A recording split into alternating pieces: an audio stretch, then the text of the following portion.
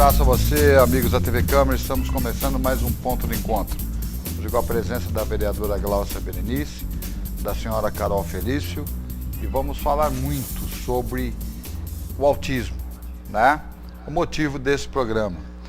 Mas para começar, eu quero dizer que do dia 17 a 22 de março, teremos no Shopping Iguatemi um fórum sobre o autismo, não é isso, vereador? Um evento importante onde a cidade de Ribeirão Preto e região, na verdade, pelo que a Carol me disse, virão pessoas do Brasil todo, até do norte do país, para participar de uma semana de capacitação com especialistas de ponta na área do autismo, de renome internacional, e nós somos premiados, a cidade de Ribeirão Preto ganhou esse grande presente da Carol Felício, através da sua empresa, da Jujuba, para capacitar, dar suporte aos pais, aos cuidadores, aos profissionais, educadores, para entender, né, um transtorno que cada dia mais traz desafios, e hoje nós temos muitos... Eu quero aproveitar, enquanto o senhor está falando, para mostrar o nosso pôster, né, de divulgação. Pode continuar o raciocínio, vereador. E, como eu vinha dizendo, é um momento importante, nós temos informações, nós temos conhecimento, que muitas vezes fica só na academia, fica nos grandes centros, e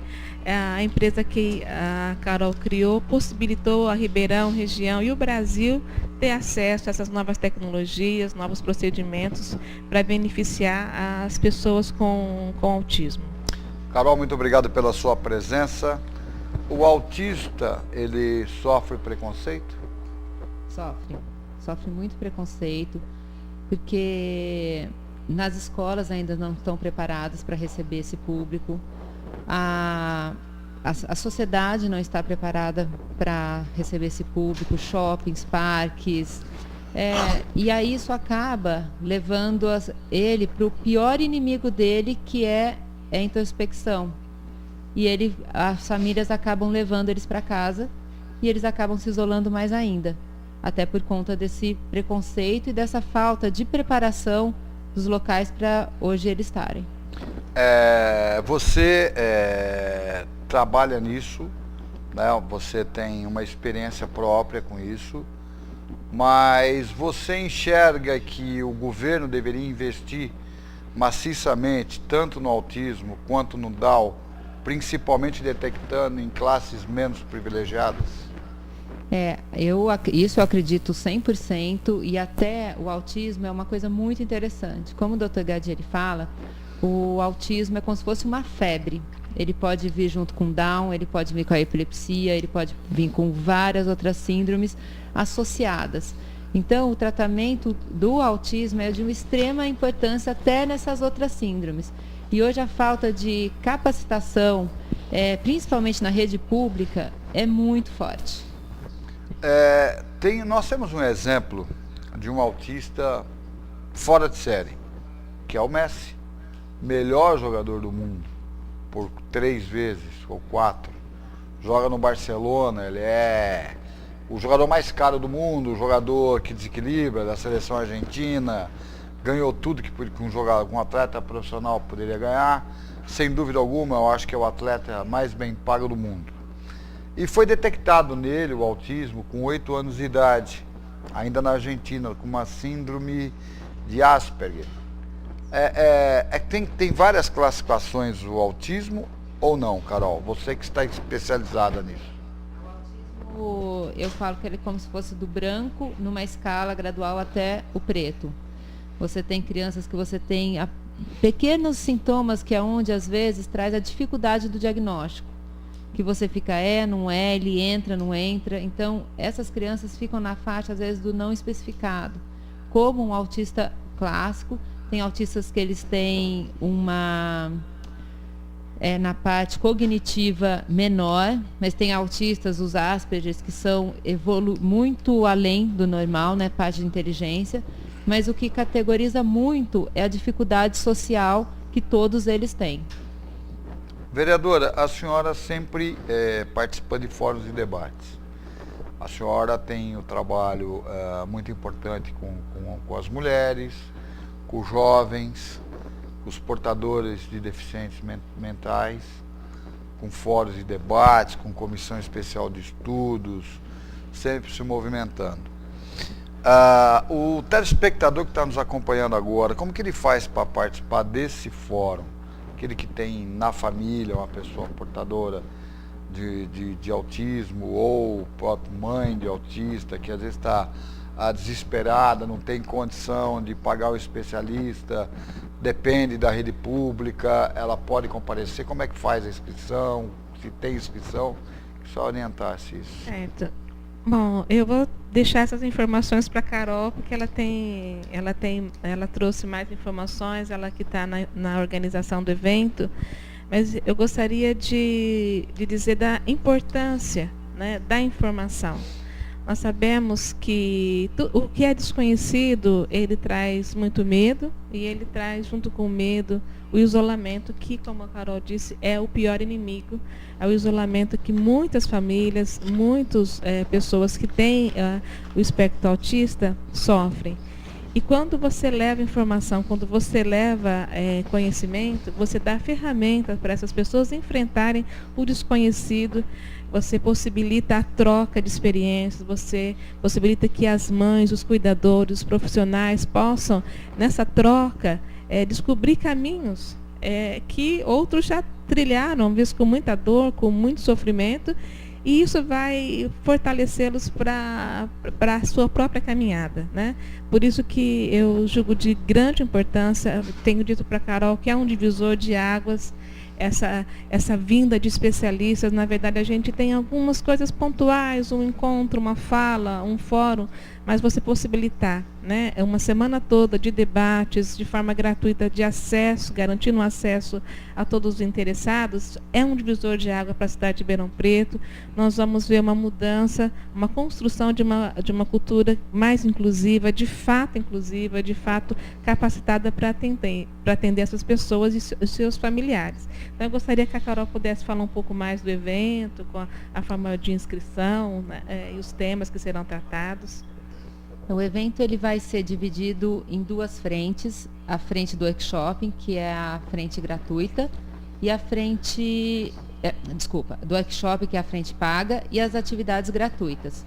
Então, os profissionais que vão vir dos Estados Unidos, eles vão estar no workshop fazendo capacitação, palestras, treinamento, e o que é muito legal, que é uma coisa muito inovadora, eles vão atender 24 crianças que já foram inscritas, para as pessoas poderem ver na prática, porque às vezes na teoria é uma coisa, mas ver na prática a gente aprende muito mais, os pais podem ver, os profissionais podem ver, e os professores, porque a gente vai ter assuntos de inclusão escolar, adaptação de material, como organizar sua casa para estar essa criança, medicação, diagnóstico, vastos assuntos que hoje tem muita carência, né? O que funciona, o que não funciona, porque hoje tem mães realmente fazendo tratamentos absurdos, de um exemplo até muito agressivo, mas é real, dando caldo de rã, cápsulas de fezes, tem pessoas levantando coisas assim que não são comprovados cientificamente e que, pelo contrário, fazem mal às crianças. Então, a gente precisa levar realmente informação. Então, dentro disso, eu tenho algumas perguntas a te fazer. Esse fórum, então, vai ser para aprimorar a capacidade de profissionais em lidar com autista. Então, seriam médicos, neurologistas, psiquiatras, e todas as patologias, e principalmente pediatra, neuropediatra, para capacitação, para conseguir lidar e detectar e desenvolver o melhor tratamento. Essa parte será paga. A parte que é para o público, não. O público, ele vai ver a reação, quer dizer, vai acompanhar a progressão do paciente, é isso? Como é que se faz? Os profissionais, quanto faz dessa parte paga, realmente eles vão se qualificar e conhecer do mundo. Capacitação. A parte gratuita, nós também estamos trazendo profissionais tão bons quantos. Vai ter o Alisson, que hoje ele mora em San Diego, que ele é um cientista muito de renome, que ele conseguiu fazer a cura do gene autista em laboratório. Então ele tá com coisas muito avançadas, a tecnologia está muito além do que a gente imagina. Então, ele é o único que mora fora, que até vai ser por videoconferência, porque a agenda dele está lotada até 2018, mas abrir um espaço para estar com a gente, por realmente batalhar por essa causa com a gente. Mas vai ter vários outros especialistas do Brasil, de clínicas, do Rio de Janeiro, de Florianópolis, para mostrar que o Brasil também a gente tem muita coisa boa. Né, que tem pessoas buscando aprimoramento e que, mesmo sendo de fora, hoje pela internet as pessoas têm acesso a tratamentos, a informação, a respostas. E nós vamos ter também um espaço, ter uma exposição de arte que a AMA trabalhou com as crianças para a gente mostrar o que essas crianças são capazes, como que elas trabalham e valorizar o trabalho delas. Nós vamos ter sessão de filmes, de cinema, que vai ter uma analista do comportamento comentando sobre o personagem do filme, as características. Nós vamos ter também um espaço de inovação e criatividade, que vai ser um espaço para as crianças frequentarem. Isso é uma coisa muito legal, porque não é só para os pais, e sim os pais tirarem essas crianças de casa, levarem para o shopping, levarem para uma atividade. Lá nós vamos ter profissionais orientando o pai se der uma crise, se essa criança ficar nervosa, ansiosa. Nós vamos ter um túnel sensorial, que é algo muito trabalhado nos autistas, para eles se exporem fisicamente, porque eles têm uma percepção bem diferente da nossa, tanto auditiva quanto tátil. Então, nós vamos ter pessoas qualificadas para estar orientando essas mães, como agir com essas crianças. Nós vamos ter um lugar lá para as mães realmente trocarem experiências, se conhecerem e agregar na vida de uma das outras. Carol, uma pergunta. Nós temos muitos autistas na nossa cidade? Essa foi uma pergunta que eu fiz com uma pessoa de uma ONG hoje, se nós teríamos como levantar Ribeirão e região. Eu não tenho, mas no Brasil, no mundo tem 70 milhões de autistas e no Brasil 2 milhões. Aqui eu não sei. Porque desde já, vereadora, nós colocamos a TV Câmara em qualquer tipo de campanha, inclusive campanha educativa para como se lidar com o autismo, que é uma prestação de serviço, que nós temos a obrigação de fazer. Né? Nós temos o nosso canal 61.4, 24 horas dia. Nós temos o nosso canal 5 da Alesp, né? Que no período da manhã a programação é nossa. Né? E nós estamos ao vivo agora. E também no 61.4, TV digital. E tem na TV Tati, que esse programa será retransmitido. E a gente sempre tem essas inserções. Eu gostaria da gente ter esse material para prestar serviço à comunidade. Porque pelo que você está falando, e é uma preocupação, vereadora, a escola pública não tem gente qualificada para detectar o aluno autista. Sabe, nós tivemos um caso recente, né, de uma pessoa que foi, na verdade, posso até tornar público. Ela foi presidente do Conselho de Pessoas com Deficiência. Ela tem recursos financeiros para pagar uma escola, só que não tem escola que tenha capacitação para atender o filho dela autista. Então foi muito difícil, né? Então, até queria que a Carol pudesse falar sobre isso. Às vezes a família até tem recursos financeiros, mas não consegue encontrar um espaço diferente nos Estados Unidos ou em outros países em que realmente os profissionais da rede, mesmo de escolas particulares, têm capacitação, qualificação para fazer o atendimento. Até essa semana eu li, eu não sei qual site foi, não sei nem se foi do Estadão ou da Folha, que nós temos uma pessoa com síndrome de Down na área de marketing se despontando no mundo. Eu acho que isso é uma coisa importante para se falar. Essas crianças, elas têm uma capacidade extrema, se ela for trabalhada no tempo certo. Então, hoje, por que essa luta pelo diagnóstico precoce? Para você já começar a intervenção. No meu caso, eu não tenho um diagnóstico fechado ainda, e a Júlia tem 15 anos. Só que desde o primeiro ano, com 6 meses, quando começou a aparecer alguns sintomas, dela entrou uma epilepsia junto também, que nós já fazemos a intervenção. Então, às vezes, não esperar fechar o diagnóstico, começa a trabalhar, porque o tratamento é o mesmo. vindo um diagnóstico ou não. E as chances de várias crianças não terem nenhuma resquício, tanto do autismo quanto, às vezes, de outras síndromes, é muito grande. Claro que ela vai ser uma autista, porque ela tem o gene, mas às vezes ela não tem mais sintoma nenhum. E tem extremamente qualificação para entrar no mercado de trabalho. E agora eu faço essa pergunta. Ela está estudando, a Julia?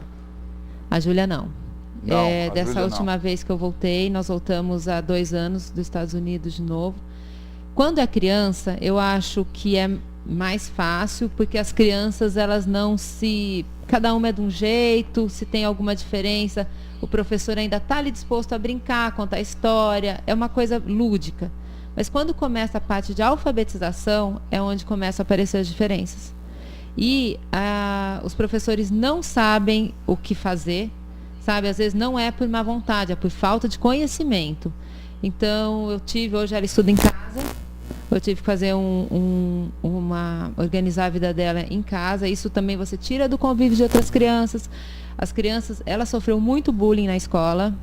Foi muito difícil, isso fez ela entrar num processo de capsularização e começar a se infantilizar de novo, muito severo, que a gente teve que trabalhar na autoestima dela, trabalhar no potencial dela, para ela voltar até a acreditar nela, porque eles têm percepção, como nós. Eles sabem que estão sofrendo discriminação, né? Que estão pondo-se de lado, sabem que estão rindo deles.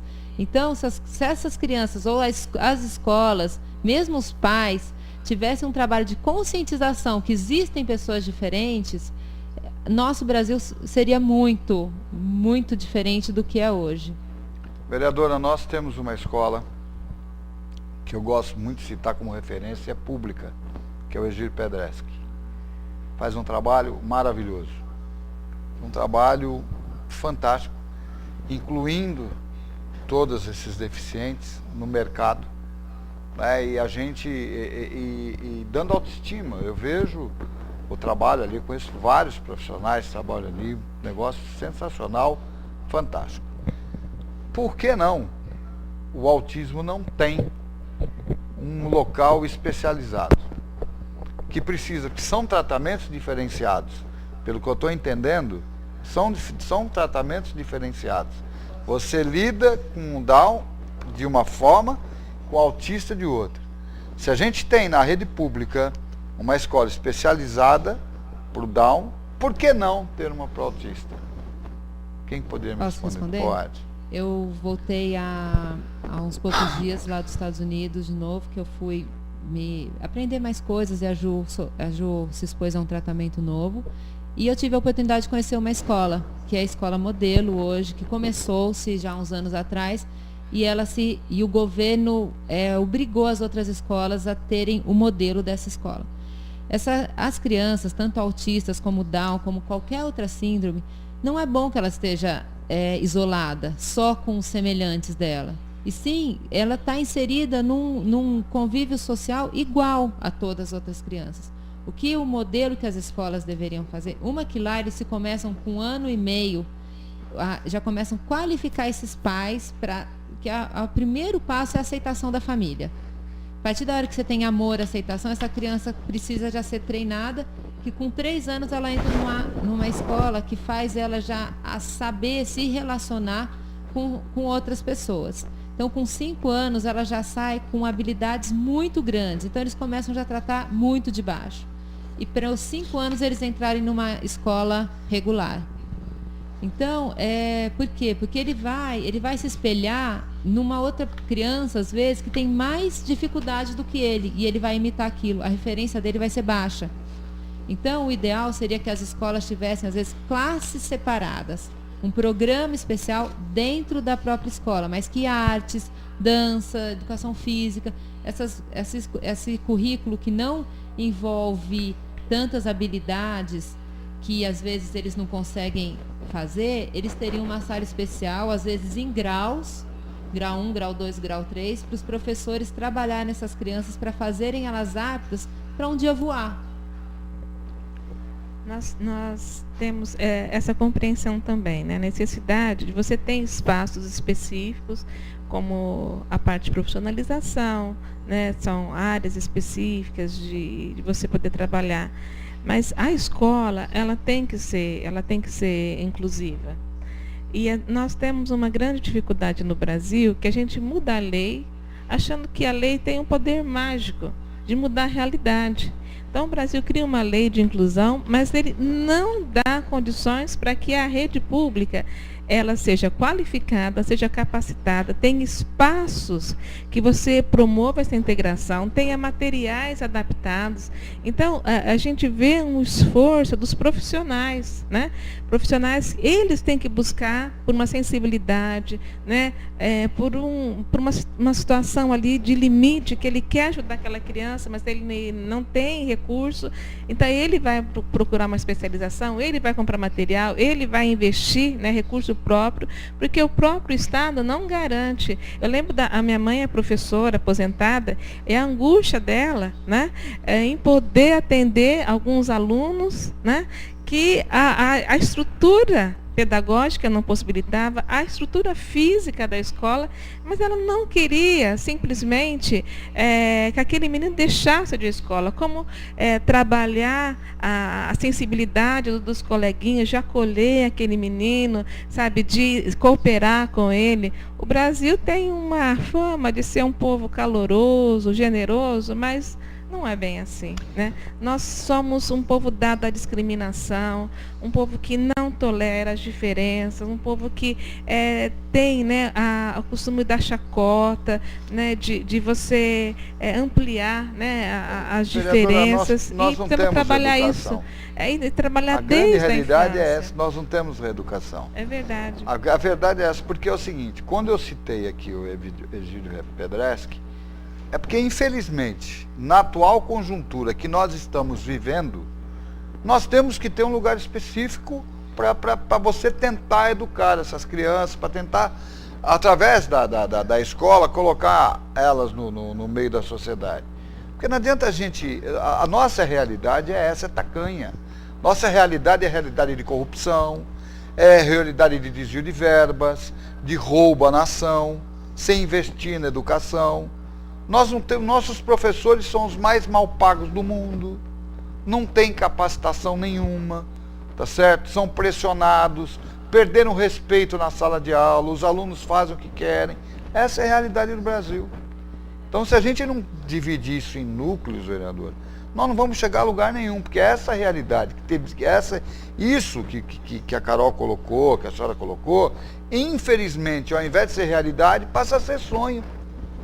E aí que eu tenho, ontem foi dia de homenagem à mulher aqui na Câmara Municipal, e eu fiz questão de homenagear a Carol, porque eu vejo assim, essa generosidade de quem teve recurso, teve condições de correr atrás do conhecimento, da informação, e hoje devolve para Ribeirão Preto, para as mães, e para os profissionais também, né?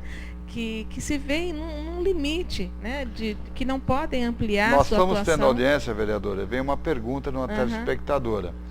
E os métodos montessorianos, eles funcionam? Ajudam?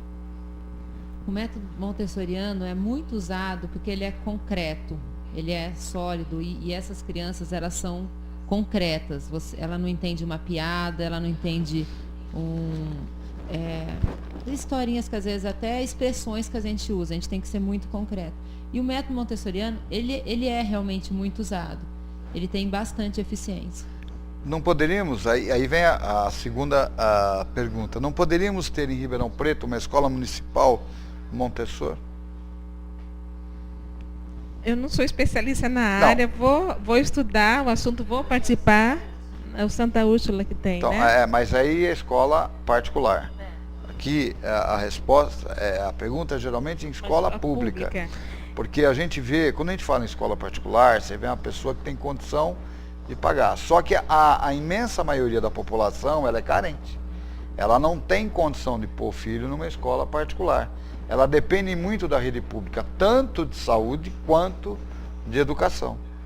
Então, veja você que no ciclo, como você começa a fechar, nós temos problemas para detectar na saúde pública e na educação. É um problema. E aí você tem que abrir o leque para a Secretaria de Esportes, para a Secretaria de Cultura e por aí afora. Né? Nós até pedimos, fizemos uma indicação o ano passado, né, para que na rede pública de Ribeirão Preto fosse aplicado um teste. É um teste muito simples, não precisa de ser médico, um especialista, qualquer profissional pode aplicar esse teste com algumas perguntas. E ele possibilita você identificar se essa criança já na primeira infância, como até 3 anos, né, Carol? Para que eles possam ser uma identificação precoce de alguns aspectos do autismo. Para quê? Para que a gente possa ter, primeiro a sua pergunta, né? Ter uma visão epidemiológica mesmo, você saber quantos casos nós temos em Ribeirão Preto, qual a estrutura que a gente tem que ter na saúde, qual a estrutura que a gente tem que ter na educação para atender essas crianças. Hoje a gente trabalha com números hipotéticos. A gente tem um percentual que é colocado pela Organização Mundial da Saúde e a gente trabalha hipoteticamente, mas nós não temos o nome, nós não temos o rosto dessa criança, nós não temos o endereço dessa família, e essa família está sofrendo, ela está, né, ainda às vezes pegando experimentos que são desastrosos muitas vezes, como esse de rã, né, cápsula de fezes, é um absurdo.